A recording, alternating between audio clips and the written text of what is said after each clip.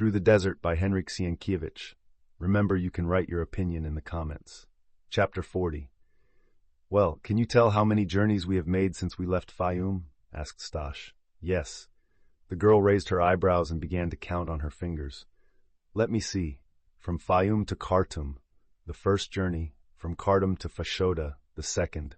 From Fashoda to the gorge, where we found King, the third. From Linda Mountain to the lake, the fourth. Right.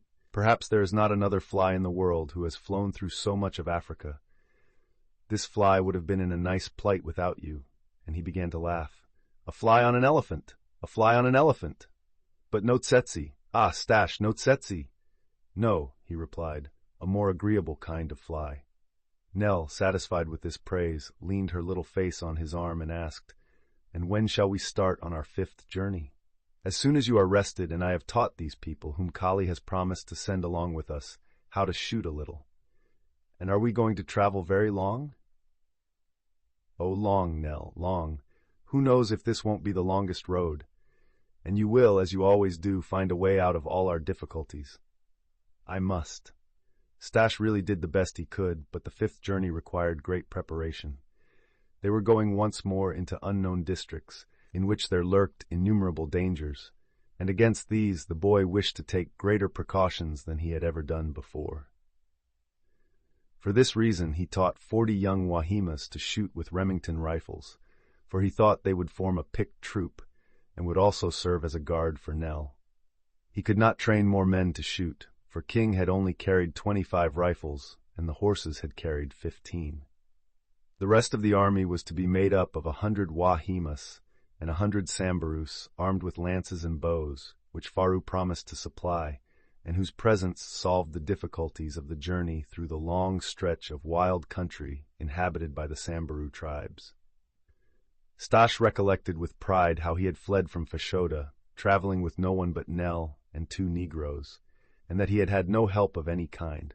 So he now thought that, being in command of 200 armed men, and having an elephant and some horses, he could soon reach the coast. He tried to imagine what Englishmen, who lay such stress on forming resolutions, would say to this, and especially what his father and Mr. Rawlison would say, and this made every difficulty appear light. Nevertheless, he was very uneasy for Nell's safety and for his own.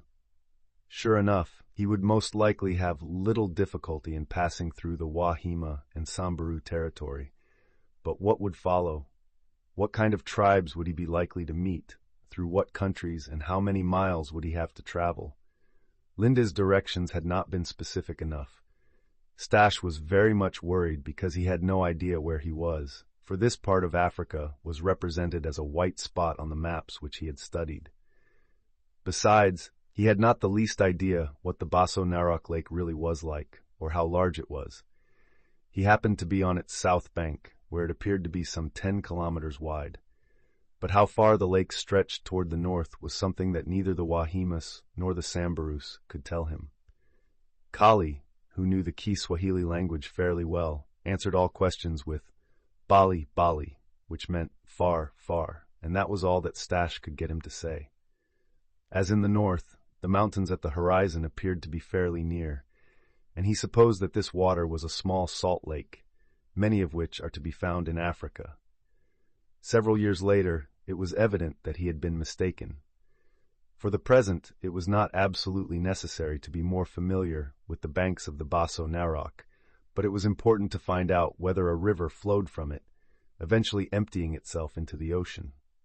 The Sambarus, Faru's subjects, declared that to the east of their country lay a large, waterless desert, which no one had ever crossed. Staś knew the Negroes well from the stories of travelers and from Linda's adventures, as well as from his own experiences with them, and he was convinced that as soon as danger and weariness would overtake them, many would return home, and perhaps not a single one remain with him. In this case, he would find himself in the middle of the desert alone with Nell, Mia, and the little Nasibu. But, above all, he recognized that the lack of water would break up and disperse the caravan. Following the water course, it would be impossible to suffer the tortures which attack all travelers in arid regions, so he inquired where a stream could be found. But the Samburus were unable to give him any reliable information, and he could not take a lengthy excursion along the eastern bank of the lake because other duties retained him at the boma.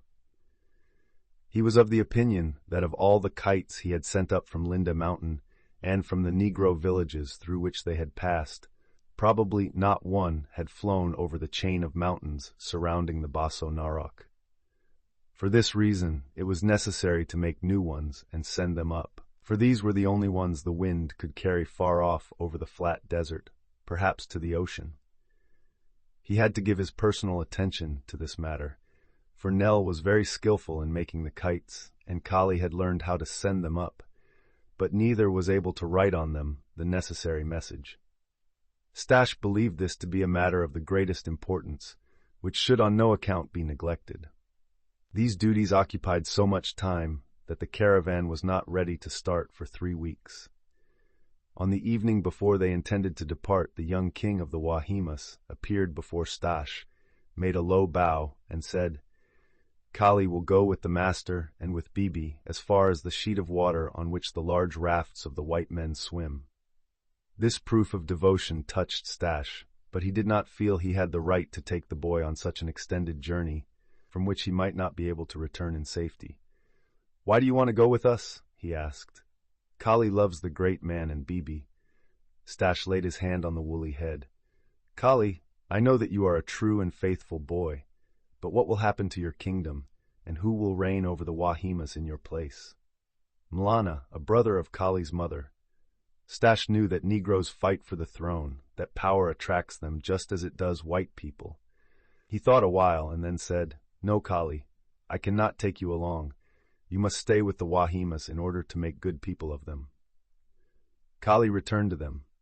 "Mlana has many sons, and what would happen if he should aspire to be king himself and to leave his kingdom to his sons, and therefore instigate the Wahimas against you so that they drive you away when you seek to return?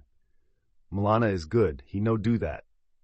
But if he does do it, then Kali will go to the great sheet of water, to the great man and Bibi. We shall not be there then. Then Kali will sit down near the water and weep for sorrow." At these words he folded his hands over his head and whispered, "Kali loves the great man and Bibi very much," and 2 large tears shone in his eyes. Stash hesitated, not knowing what to do. He felt sorry for Kali, but he did not grant his request at once. He knew that, apart from the dangers he might encounter on the return journey, if Mlana or the sorcerers were to incite the Negroes, not only would the young Negro be banished from his country, but his life would be endangered. "It will be much better for you to stay here," he said. "Much better." But while he was speaking, Nell appeared. She had overheard the whole conversation through the thin partition which separated the caravan, and when she saw tears in Kali's eyes, she wiped them away with her little fingers, and turning to Stash, said, "Kali will go with us." This she spoke in a decided tone. "Oh ho," answered Stash, a little hurt. "You are not the one to decide. Kali will go with us," she repeated. "Perhaps not." Then she suddenly stamped her little foot, saying, "I wish it," and burst into tears. Stash looked at her in great surprise, as if unable to understand what had happened to the child, who was usually so good and so gentle.